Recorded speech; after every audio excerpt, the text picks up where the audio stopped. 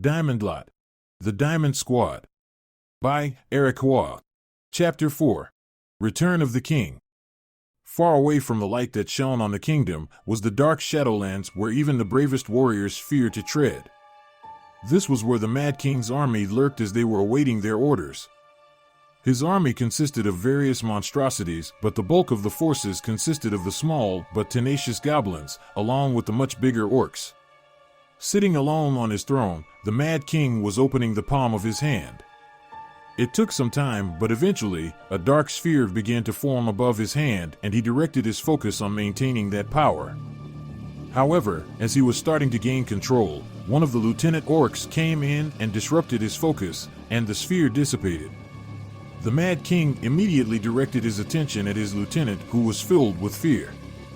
He continuously apologized and begged for mercy on his knees. The Mad King got off his throne and walked until he was towered over the lieutenant.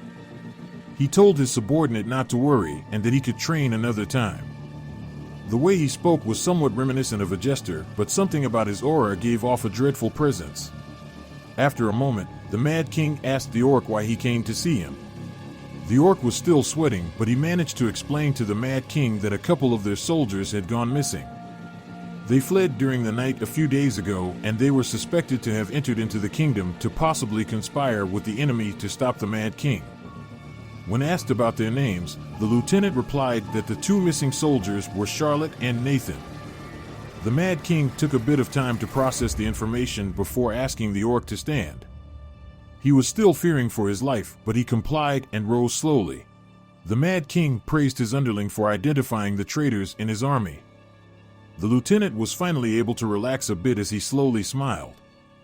The Mad King then placed his hand on his shoulder and continued saying that his minion should also be punished for allowing two humans to escape. A small pulse of dark energy flowed from the Mad King's arm and into the orc's body.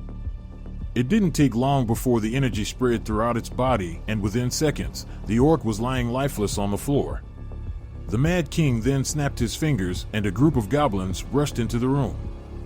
The king commanded for the critters to clean up the mess, and they quickly followed his orders. Once they left the room, he sat back on his throne, preparing to meditate, thinking about how he could use the two traitors to his advantage.